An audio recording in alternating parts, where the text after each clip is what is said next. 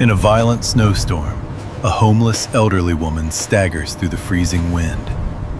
With one last hope, she reaches the cabin of a former soldier, its light glowing faintly in the dark.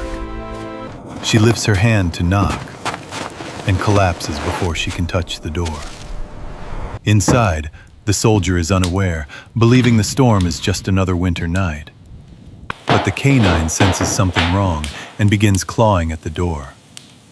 The soldier opens it, and everything changes in that moment. Where are you watching from? Like, share, comment, and subscribe to Canine and Seal Stories. The storm arrived without ceremony, the kind that didn't announce itself with thunder, but simply erased the edges of the world. Snow fell sideways, driven by a wind that cut clean through pine needles and skin alike, turning the mountains into a white void where sound traveled strangely and distance lied. The fire lookout sat alone on the ridge, an old wooden structure once built to watch for flames and now repurposed into something quieter, something closer to exile. Its windows glowed dimly against the dark, the only stubborn proof that a human life still existed this high above the town. Inside lived Nolan Wraith, a U.S. Navy SEAL in his early 30s, a man built the way discipline builds men, lean, controlled, efficient. His face was angular and weathered in a way that came not from age, but from choices, from years spent in places where softness became a liability. He was clean-shaven, his jaw sharp enough to look carved rather than grown, his blue-gray eyes cold, not from cruelty, but from focus. Eyes that had learned to hold steady when the world shook. His hair was cut into a modern undercut, sides faded tight, the top short and textured, a habit of order he'd never quite let go. He wore his complete standard-issue green digital camouflage uniform even here, blouse and trousers properly fitted and fully buttoned, a plain black belt cinched at his waist, plain black combat boots planted solidly on the wooden floor. There were no weapons, no patches, no extra gear. The uniform wasn't a costume, it was a boundary. Nolan moved through the cabin with the quiet precision of a man still running checklists in his head. He didn't pace, he didn't rush. He tended the stove, checked the seals around the windows, adjusted the damper by a fraction. Outside, the wind howled like an animal denied entry, but Nolan's breathing stayed even. This was how he lived now, measured, contained, unasked by anyone to be more. The only other presence in the lookout was Talon, his canine partner, a full-grown male Belgian Malinois in his prime, 4 or 5 years old, lean and muscular, built like tension given form. His coat ran deep fawn to mahogany, darkened by winter and shadow, and his face bore a distinct black mask that made his intense dark amber eyes look almost luminous when the firelight caught them. His ears stood upright, alert even in rest, and his posture, steady, balanced, mission-ready, mirrored Nolan's own. Talon wore a tan tactical canine vest and a simple working dog collar. Nothing ornamental, nothing unnecessary. Even in retirement, the dog worked. He listened to the storm the way some men listen to radios, parsing meaning from pitch and rhythm. When Nolan finished his checks, Talon rose without command and moved toward the door, nose low, body angled forward. It was time for the perimeter sweep. Nolan nodded once, pulled on his gloves, and stepped outside with him. The cold hit like a physical blow, stealing breath, stiffening joints, making every exposed inch of skin ache. Snow creaked under Nolan's boots as he followed Talon along the edge of the ridge, the beam of his flashlight swallowed almost immediately by the storm. Talon moved ahead with purpose, not bounding, not hesitating, his paws finding purchase where the ground had vanished beneath drifts. For several minutes, everything was routine. Then, Talon stopped, not abruptly, not with alarm, but with a sudden, complete stillness that snapped Nolan's attention into a narrow beam.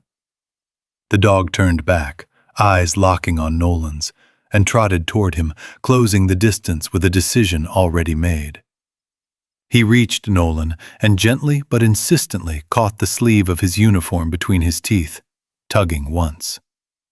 Nolan's pulse shifted. Talon did not bark.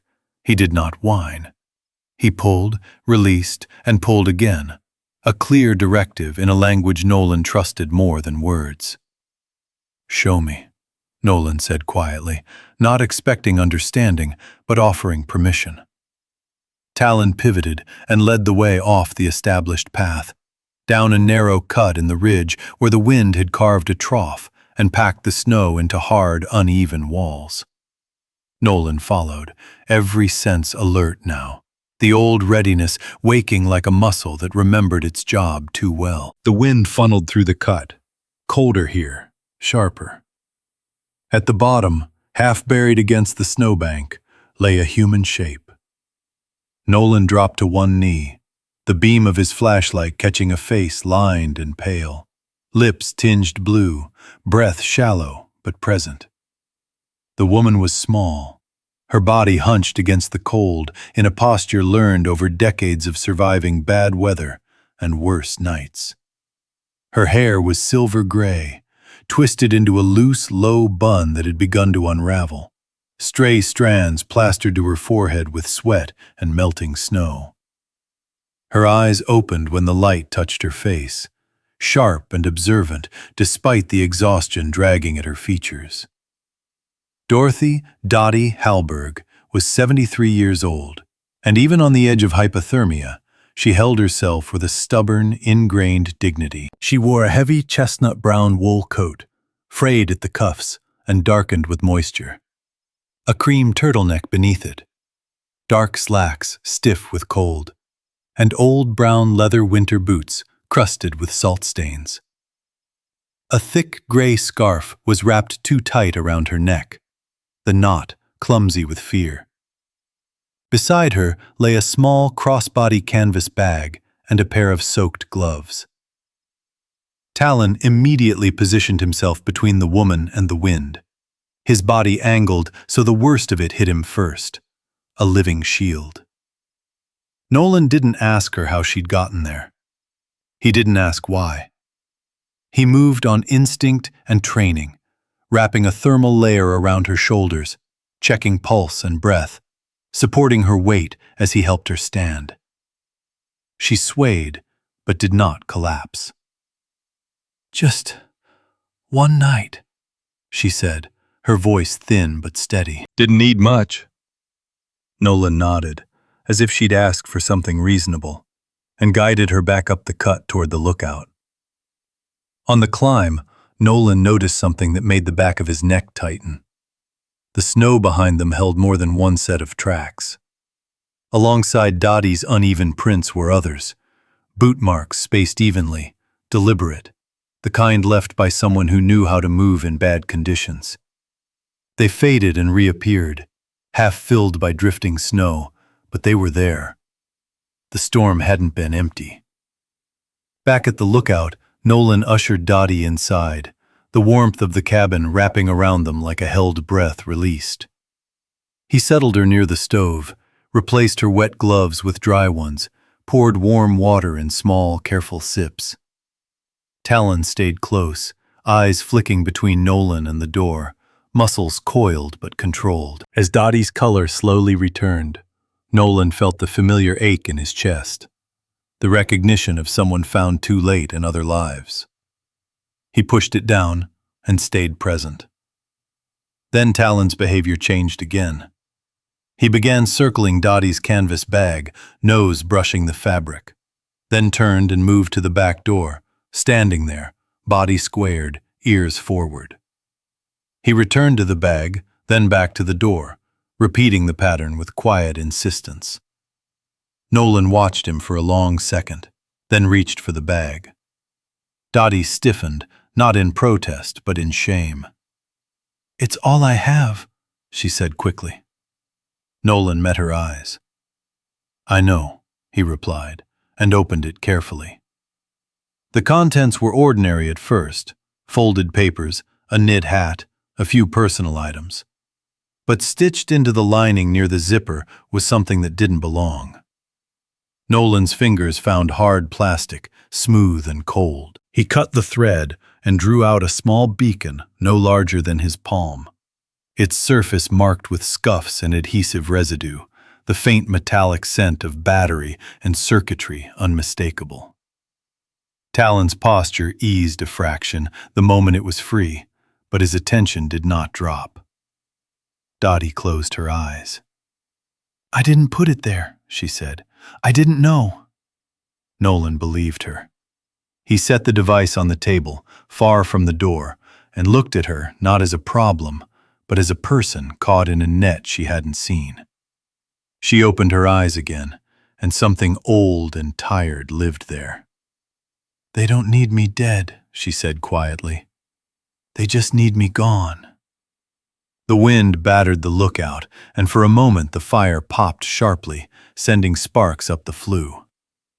Nolan felt the weight of the room change, the way it did before things went wrong. This was the rehook of his own making, the point where isolation stopped being protection and became permission. He moved to the window and peered out into the storm. Far below, near the tree line, a narrow beam of light swept once across the snow and vanished. Not a lost driver, not an accident. Searching. Talon joined him at the window, a low growl vibrating in his chest, controlled and warning. Nolan set his jaw, the familiar calm settling over him, not because he wanted trouble, but because trouble had already found his door. He turned back to Dottie, adjusted the blanket around her shoulders, and said nothing more than, "You're staying." Outside, the storm raged on. But inside the lookout, a line had been drawn, and neither man nor dog intended to step back from it. The cabin warmed slowly, the kind of warmth that didn't rush, but settled, inch by inch, into bone and breath. Outside, the storm kept its voice raised, hammering the lookout with wind and snow, as if offended by the light glowing stubbornly through the frosted windows. Inside, Nolan Wraith moved with the calm efficiency of someone who had learned long ago that panic wasted heat. He guided Dottie through the basics: dry layers first, then warmth, then hydration. Each step measured, each motion precise. He wrapped her in a spare thermal blanket, replaced her soaked gloves with dry ones, and poured warm water into a dented metal cup, urging small sips instead of gulps. He watched her lips, the faint bluish cast retreating with every minute she stayed conscious. Watched the tremor in her hands ease from violent shudder to manageable shake. His blue-gray eyes never left her for long. Not out of suspicion, but out of habit. He had spent years monitoring men in worse shape than this, and knew that recovery could turn in an instant. Dottie's voice returned before her color did. It came rough, scraped thin by cold and fear, but it carried a pride that hadn't frozen away. She thanked him once and did not repeat it. She did not ask for charity, only said she needed a night of heat to make it through the storm. Nolan nodded, accepting the statement as fact rather than request. Talon stayed close, not crowding her, not nudging for attention. The Belgian Malinois stood a few steps off, body angled so he could see both the door and the woman. Ears upright, eyes tracking every shift of movement. He was a full-grown canine, 4 or 5 years old, lean muscle held in check by discipline. Deep, fawn-to-mahogany coat darkened by melting snow. The black mask of his face sharpened his expression into something perpetually serious. And his dark, amber eyes reflected the firelight with an intensity that made even stillness feel active. When Dottie shifted, Talon adjusted his stance. When Nolan crossed the room, Talon's gaze followed him, then returned to the door. Nolan noticed the pattern but didn't interrupt it. He had learned to read Talon's silences the way other men read words.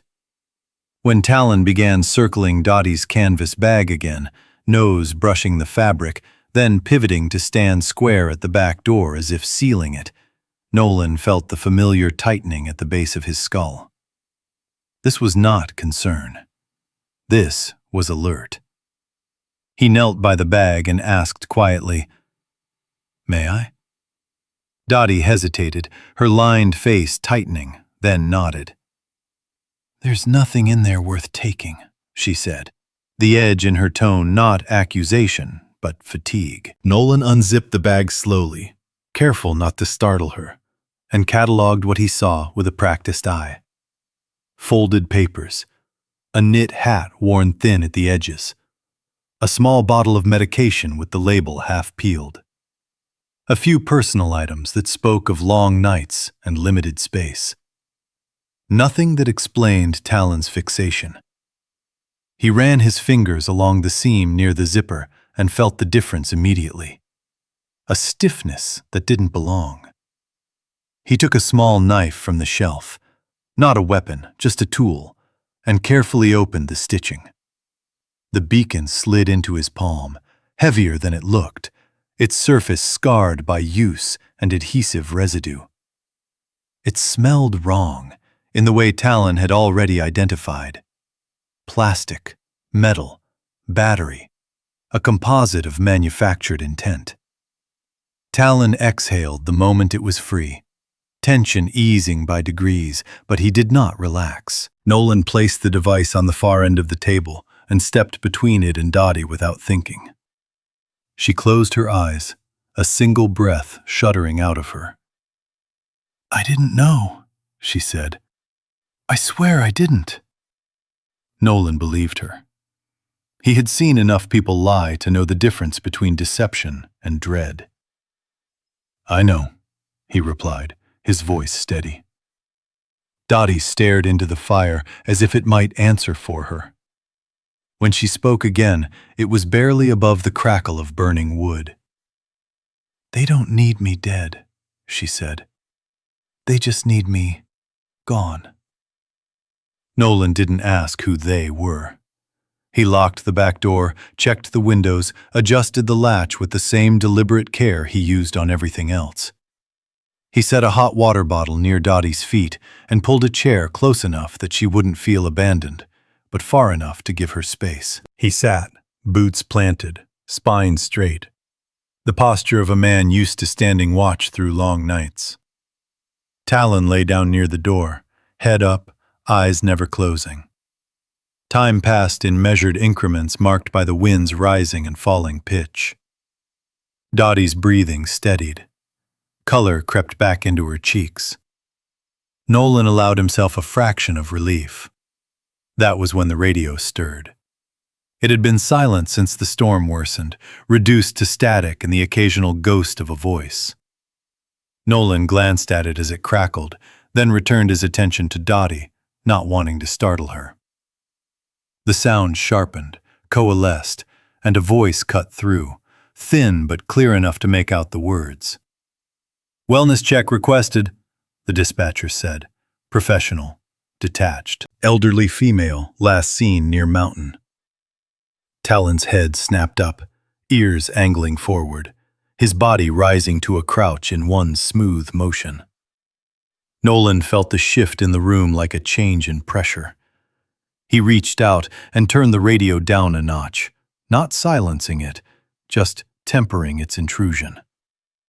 Dottie's eyes widened, then closed again, a hand tightening in the blanket. Nolan didn't respond over the radio. Not yet. He looked at Talon, then at the beacon on the table, then back at the woman by the fire. The pieces didn't arrange themselves into a full picture, but the outline was there. Enough to know that staying silent was no longer a neutral act. He stood and moved to the window, peering out into the storm-blotted darkness. For a moment, there was nothing but white and shadow, Then, far below the ridge, a narrow beam of light swept once across the trees and vanished. Nolan felt the old clarity settle over him, the calm that came not from comfort, but from acceptance. He turned back to the room, to the woman who had been marked without knowing it, to the dog who had found her when the storm would have finished the job. He picked up the beacon, wrapped it in cloth, and placed it in a metal box he kept for tools, snapping the latch shut. He met Dottie's gaze and spoke simply. "You're not going anywhere tonight." Outside, the storm raged on. But inside the fire lookout, watch had been taken, and the night was no longer empty. The storm loosened its grip by morning, not retreating so much as pausing to catch its breath. Snow still fell, but it drifted downward now instead of sideways, and the road down from the ridge emerged in cautious fragments beneath Nolan's tires. He drove with both hands steady on the wheel, eyes scanning not just the road, but the margins of it, the places where white blurred into tree and shadow. Dottie sat in the passenger seat, wrapped in borrowed layers, her posture upright despite fatigue, hands folded neatly in her lap as if she were attending an appointment rather than being escorted out of a near-fatal night. Talon lay in the back, his lean frame braced against the turns, head lifted, amber eyes tracking the world through the frosted glass. He had not slept. Nolan hadn't either. The town appeared slowly, buildings rising out of the snow like half-remembered landmarks. It was small, practical, built by people who expected winter to test them every year and learned to build anyway. The clinic sat near the main road, a low structure with lights already on, its windows fogged from warmth and breath. Nolan parked close, choosing visibility over convenience, and walked Dottie inside with a hand at her elbow, not gripping, just present. Talon followed at heel, his tan vest dusted white, posture alert but controlled. Inside, the air smelled of disinfectant and coffee. A woman looked up from the front desk, and recognition flickered across her face before surprise. Janelle Mercer was in her late 30s, with hair pulled back into a practical ponytail and an expression that balanced warmth with vigilance.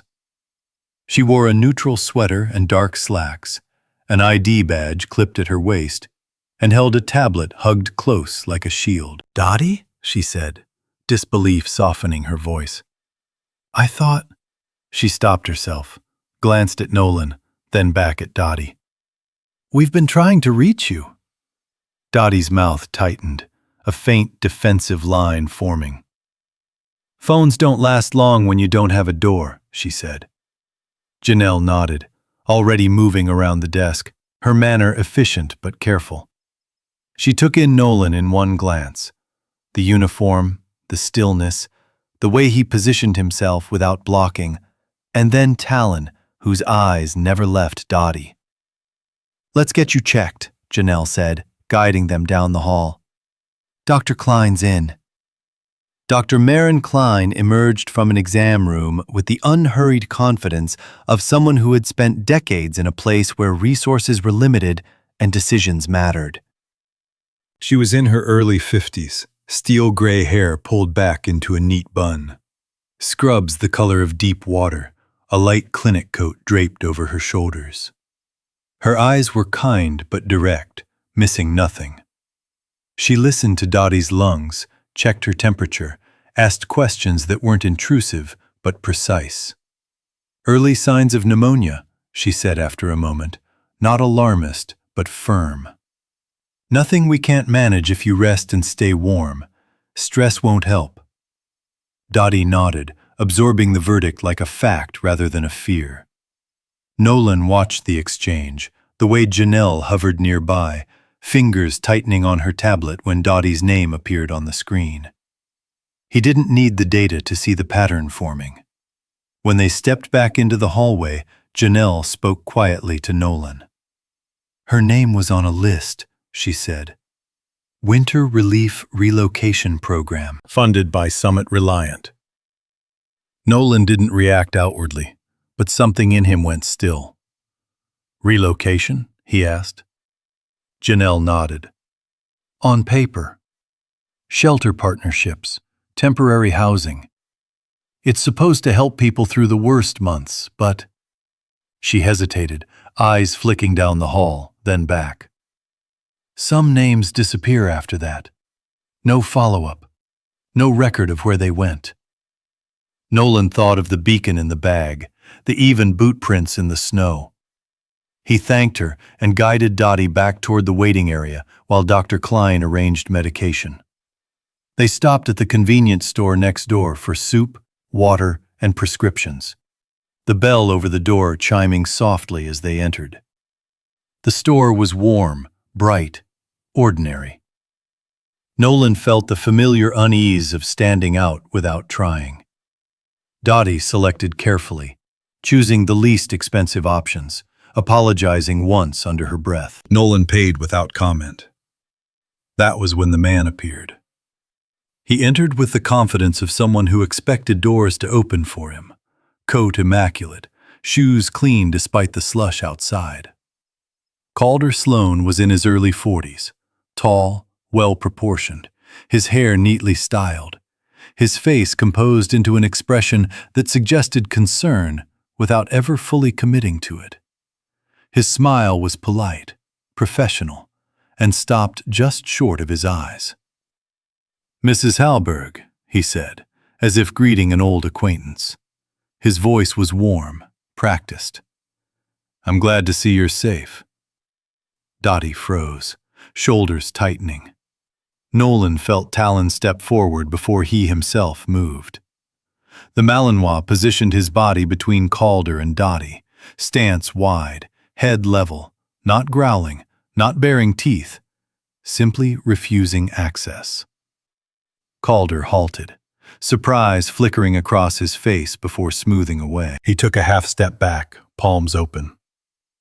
"Of course," he said lightly. "I didn't mean to startle you." Nolan watched Calder's eyes, the quick assessment there, the way they took in Talon's vest, Nolan's uniform, calculated variables instead of empathy. "I'm with Summit Reliant," Calder continued. "We partner with the county to make sure folks like you don't fall through the cracks during winter. We've been trying to reach you about a shelter placement." Dottie swallowed. "I'm fine," she said, too quickly. Calder smiled again. "We just need a signature," he said. "Formalities. It'll make everything easier." Nolan felt the shift then, the invisible pressure applied without force. Dottie's hand trembled, clutching the bag tighter. "They want me to sign something before the relief night," she said, the words tumbling out. "Then it's done." Calder's smile faltered for a fraction of a second. Nolan caught it. Dr. Klein emerged then, prescriptions in hand, and took in the scene with a clinician's instinct for tension. "Is there a problem?" she asked. Calder turned to her, charm dialed up. "No problem at all. Just making sure Mrs. Halberg has options." Dr. Klein's gaze hardened, just slightly. "She has medical needs," she said. "And she needs rest." Calder inclined his head, backing away with a murmured apology, his eyes lingering on Nolan with something like curiosity mixed with irritation. He left without another word. Talon held his position until the door closed, then relaxed by degrees, though his eyes followed Calder through the window until he disappeared into the falling snow. Nolan met Dr. Klein's gaze. She waited until they were alone, then spoke quietly. "It's not just her," she said. "There are others. Elderly. Homeless. They get offered transport out of the cold, and then no one hears from them again. No records, no trail." Nolan nodded once, the picture sharpening. Outside, the storm resumed its slow descent, And inside, Nolan understood that whatever had started on the ridge was no longer contained there. He thanked Dr. Klein, guided Dottie back toward the truck, Talon at their side, and felt the weight of attention settle on them like new snow. The chapter closed not with action, but with certainty. The smile Nolan had seen was not meant to reassure. It was meant to conclude. The town wore winter the way it always had, quietly, with routines layered over cold like habits learned early and never questioned. Nolan felt it as he walked its main street after leaving the clinic, the way people nodded but didn't linger, the way doors closed softly behind conversations. Dottie rested in the truck, bundled and drowsy from medication, while Talon lay alert in the back seat, eyes following every passing figure reflected in the glass. Nolan moved alone toward a low brick building near the edge of town, once a hardware store, now home to a small local radio station. A hand-painted sign read, Sierra Vale Radio and Podcasting, the letters uneven but deliberate. Inside, the warmth was uneven, radiators ticking like tired insects. Sierra Vale looked up from a desk cluttered with notes, cassette tapes, and a laptop held together by stickers and tape. She was in her mid-30s, tall and wiry, with olive skin weathered by long winters, and dark hair pulled into a loose braid that slipped over one shoulder. Her eyes were sharp, curious, the kind that didn't miss patterns even when she pretended not to be watching. She wore a faded field jacket over a thick sweater, jeans scuffed at the knees, boots still dusted with salt and snow. "You must be Nolan," she said, not asking. "People don't come here in uniform unless they're either lost or looking for something." Nolan didn't smile. "I'm looking for why people disappear," he said. Sierra's mouth tightened. Not surprise, but confirmation. She waved him in, lowering her voice as if the walls themselves had ears. She laid out what she'd been tracking for months. Properties marked for emergency relocation. Elderly occupants moved temporarily. Houses emptied fast, then left untouched. "Lights come on some nights," she said, tapping photos on her screen. "Not squatters. Too clean, too quick." Nolan listened, the pieces clicking into place. Sierra didn't dramatize. She didn't need to. She was the kind of person who trusted the audience to feel the weight on their own. She mentioned Summit Reliant only once, casually, like a word already too familiar. On his way back to the truck, Nolan stopped by the municipal lot where snowplows rested between runs.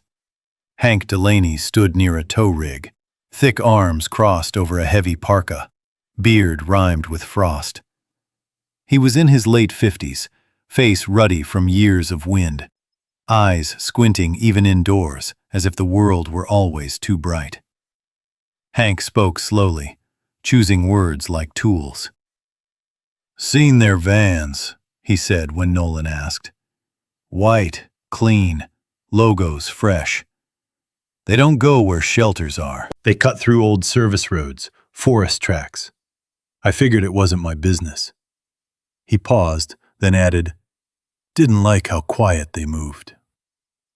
Back at the cabin by evening, the stove crackled and the room smelled of broth and pine. Dottie sat wrapped in blankets, color slowly returning to her cheeks. She spoke more freely now, voice steadier, eyes fixed on the fire as if reading from it. She described her years as a county records clerk, how she learned to recognize the difference between original ink and copied signatures, between rushed clerical errors and intentional revisions. "They made the papers prettier," she said softly. "Cleaner. And they counted on us being tired." She held up the old key, its metal dulled by time. "I kept this because if the originals vanish, the story changes. And the paper always wins." Nolan understood then why Talon had reacted to the bag. Not fear, but recognition. Evidence carried a scent no storm could erase. Night deepened. The wind rose again, but the cabin held. Until it didn't. The lights flickered once, twice, then died. The radio hissed into static. Nolan checked the breaker. Nothing tripped. This wasn't weather. Talon rose, ears forward, body taut, and walked deliberately toward the back door. Nolan followed, boots crunching softly in the snow. Behind the cabin, the ground looked untouched at first glance, a smooth white sheet. Then Nolan saw it, a compressed patch, too even. Snow tamped down and brushed flat, the way someone careful would erase their own presence. Talon sniffed once, then looked up at Nolan, eyes steady, certain.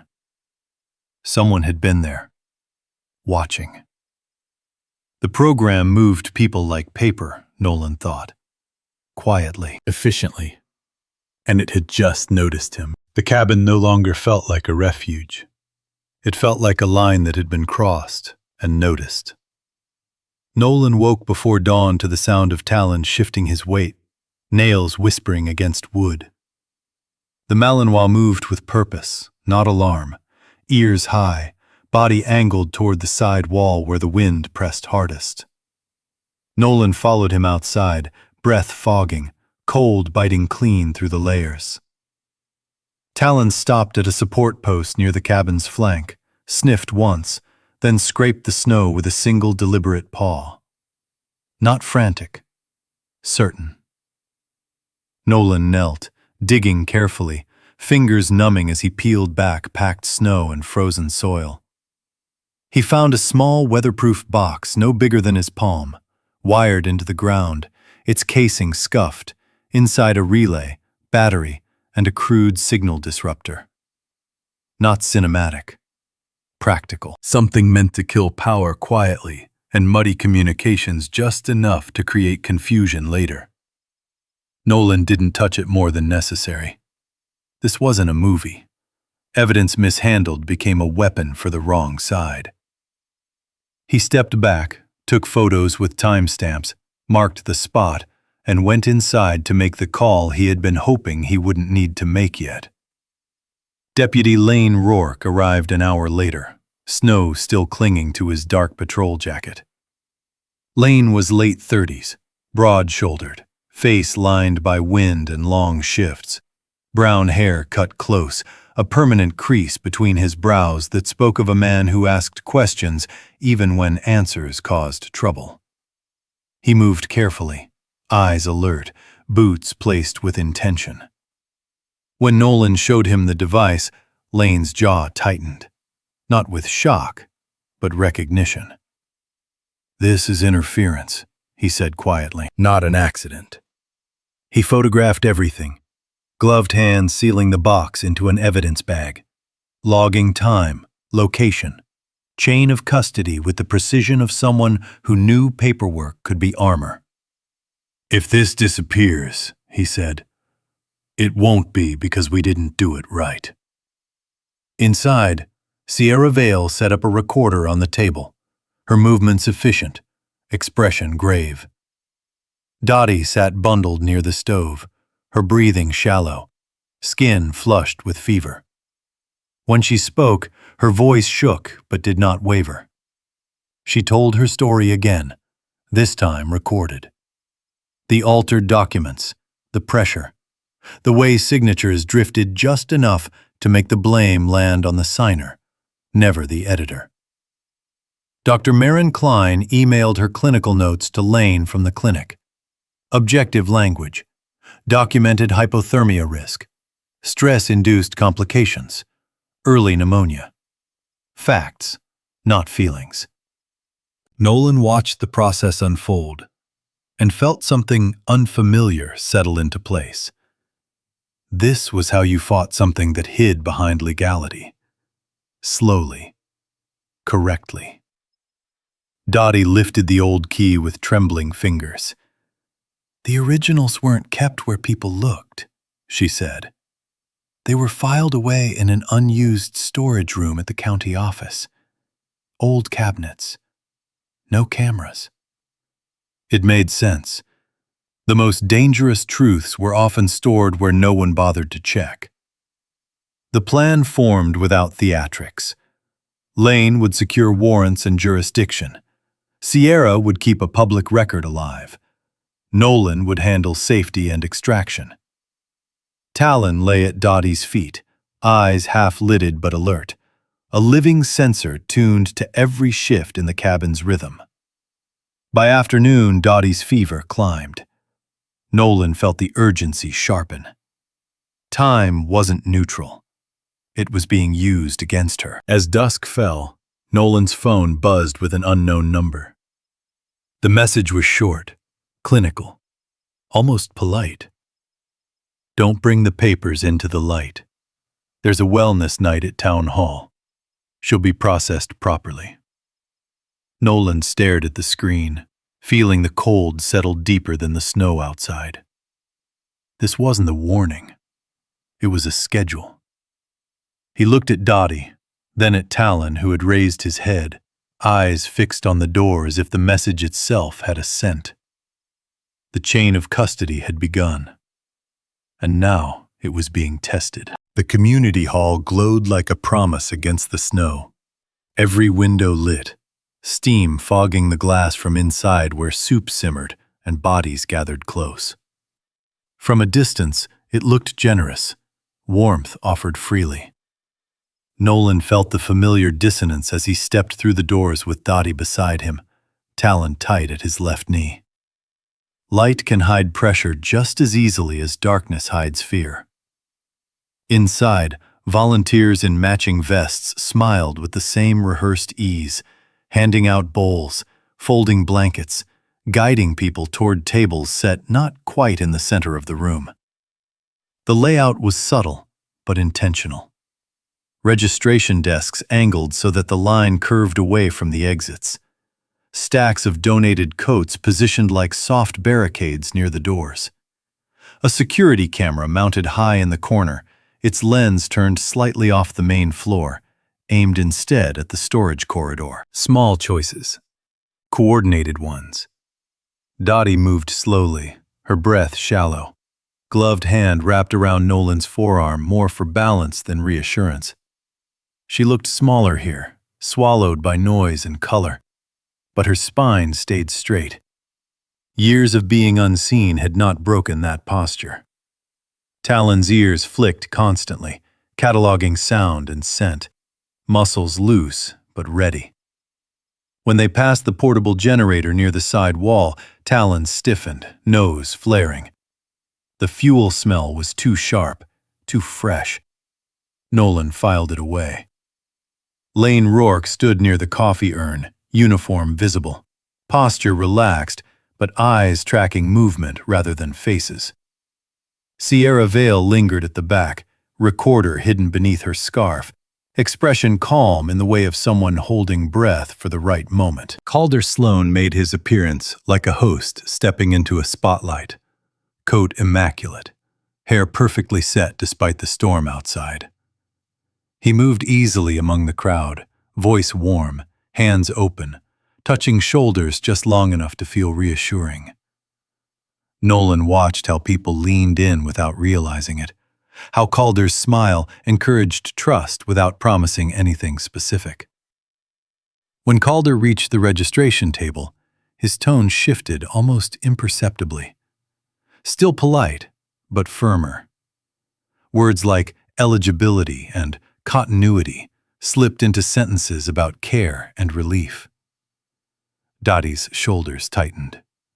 She recognized the cadence, paper pressure wrapped in kindness. At the table, an elderly man hesitated, pen hovering. Calder leaned closer. "It's just to keep services uninterrupted," he said gently. "Without this, the system flags gaps." Sierra adjusted her stance. The recorder caught everything. Lane stepped closer, close enough to be noticed. Calder's smile flickered, then reset. The re-hook came quietly, almost missed. Talon sat abruptly, body blocking the narrow corridor leading to the storage area. His growl was low, controlled, not a warning to the room, but a boundary drawn.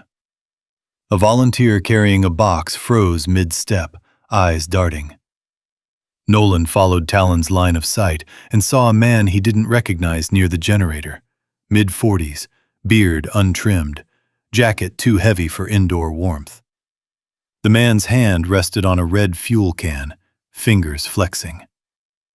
The room felt suddenly tight.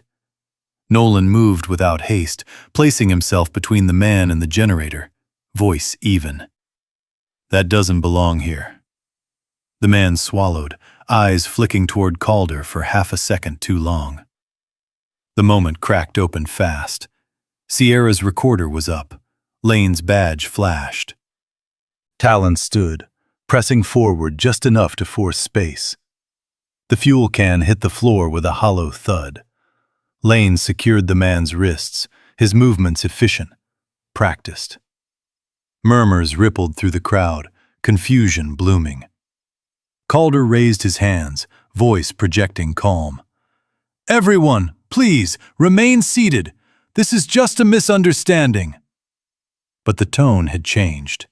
The warmth thinned. As Lane led the man away, another figure slipped toward the filing cabinet near the back office door. Evan Price moved like someone who thought invisibility was a skill rather than a risk. He was thin, pale, hair combed flat, cardigan buttoned too carefully. A county clerk by title, by habit a man who believed paper defined reality. His fingers trembled as he unlocked the cabinet, pulling out a manila folder thick with age. Dottie saw him. For a second, her fear surged, old and sharp, then settled into something steadier. Nolan saw it too and moved, cutting Evan off with a quiet, immovable presence. "That stays," Nolan said. Evan's eyes darted, calculating, mouth opening to form a protest that never quite took shape. Lane returned just in time to witness the exchange, camera phones now lifted around them as Sierra nodded once, approving. The room buzzed with competing emotions, confusion, anger, relief. Calder's composure slipped at the edges. His smile no longer reached his eyes at all. He spoke about procedures and misunderstandings, but the words fell flat against the evidence now visible. Lane addressed the room clearly, explaining that the event was paused pending review. People shifted, murmured, some angry, some grateful. Dottie sat heavily in a chair, the fever draining her strength but not her resolve. Nolan knelt beside her, offering water. Talon rested his head against her knee, grounding. As the hall slowly emptied under supervision, snow began again outside, soft and steady. The crisis had passed its sharpest point, but the consequences were just beginning. Calder watched from across the room as Lane escorted Evan out, his expression unreadable, calculating anew. Dottie met Nolan's eyes. "They'll try to make this look like chaos," she whispered, voice rough. "Like an accident." Nolan nodded. "Not tonight." He stood, scanning exits, ensuring Dottie was warm, Talon alert. The story would not end here, but it would not disappear either. Light had touched it now, and light, once applied, was difficult to erase. The storm did not end with a headline. It loosened its grip instead, inch by inch, as if winter itself had decided to watch what the town would do next. Morning after the relief night arrived gray and honest. Snow still clung to roofs and branches, but the wind had quieted, leaving a cold that felt survivable rather than hostile. Nolan woke in the fire lookout to a silence he hadn't known how to trust before. Talon was already awake, lying near the door, amber eyes tracking the light as it shifted across the floor. Not guarding in the old sense, just present. Dottie was admitted to observation by noon. Dr. Marin Klein moved with the calm efficiency of someone who had spent decades in small clinics where resources were thin and responsibility was thick. In her early 50s, hair streaked with gray and pulled into a tight bun, Klein had the kind of steady posture that made people breathe easier just by standing near her. She explained things plainly, never rushing, never softening facts to the point of dishonesty. Dottie listened, nodding, asking sharp questions despite the fever still lingering in her bones. Pneumonia had been caught early enough to fight, Klein said, but stress had taken its toll. Rest would not be optional. Care would not be rushed. Dottie accepted that with a dignity that felt like reclamation rather than defeat. Janelle Mercer arrived with a folder thicker than the one Evan Price had tried to steal. As a social worker, Janelle had learned to speak softly without shrinking. She was in her late 30s, slender, dark hair cropped at the shoulders, eyes always moving, as if reading the room for unspoken needs. She rebuilt Dottie's shelter placement from the ground up, correcting errors, documenting every step, ensuring redundancy so that one missing signature could not erase a person again. "You won't disappear on paper," she said gently, and Dottie's mouth curved into a small, tired smile. Lane Rourke did not sleep much that night, or the ones that followed. He compiled evidence the way a careful man builds a bridge, knowing one weak joint could collapse everything. The sabotaged power device from the cabin, the fuel can and fingerprints, Sierra's recordings, raw and uncut, the footage from the hall showing Calder's pressure and Evan's hands in the file cabinet. Lane logged it all.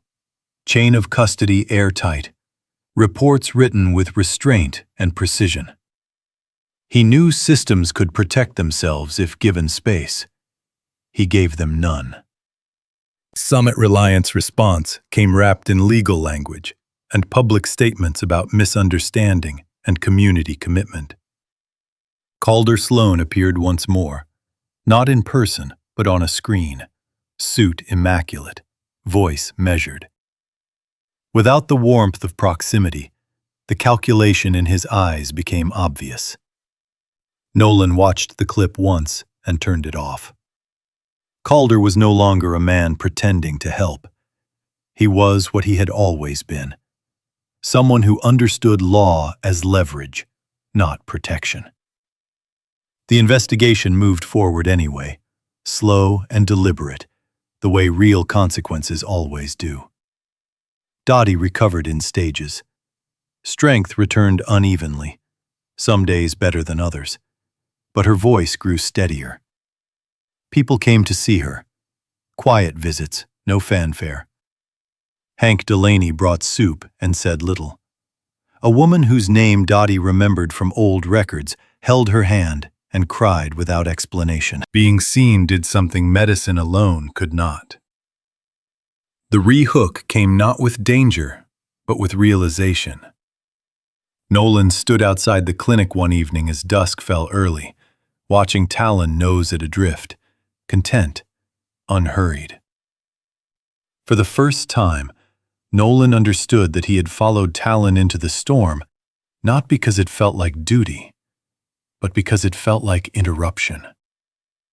The dog had disrupted the isolation Nolan had carefully built, the one that kept memory at bay by keeping life distant.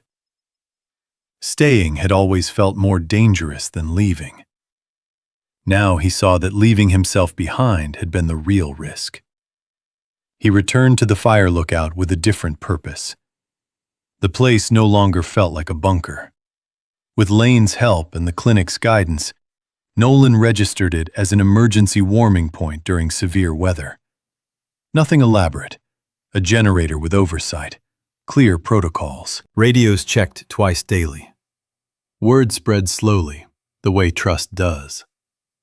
When the next storm threatened, 2 stranded hikers were brought in. Then an older man whose truck had died on a ridge road. Nolan did not play hero. He made soup, kept watch, followed checklists. Talon greeted each arrival with calm assessment, tail low, body relaxed but attentive. The memories Nolan had feared did not vanish. They surfaced at night, sharp-edged, uninvited. But they no longer had the power to empty the room. Talon's presence grounded him. The work grounded him. Staying, Nolan realized, was not about erasing the past. It was about refusing to let it dictate absence. Dottie visited the lookout weeks later, bundled against the cold, stronger now. She stood on the deck, breathing in pine and clean air. "I thought survival meant moving on," she said quietly. "Turns out it meant staying long enough to be counted." Nolan nodded, understanding more than he could say. That winter did not end corruption or heal every wound. But something shifted. A town learned to look closer. A system was forced to account for itself. An old woman was not erased. A man who had closed his life down reopened it, one careful step at a time. Talon lay by the door as snow fell again, not as a warning this time, but as a constant. The wind moved through the trees, just wind. And Nolan stayed. Miracles do not always arrive with thunder. Sometimes they come quietly, through a choice to stay, a hand that helps, or a heart that listens. God does not always stop the storm. Sometimes He places the right soul in its path. If this story touched you, it may be because you were meant to hear it today. Please share it with someone who needs hope, leave a comment, and subscribe to this channel so these stories can reach more hearts. May God bless you and protect you, and may you recognize the quiet miracles in your everyday life.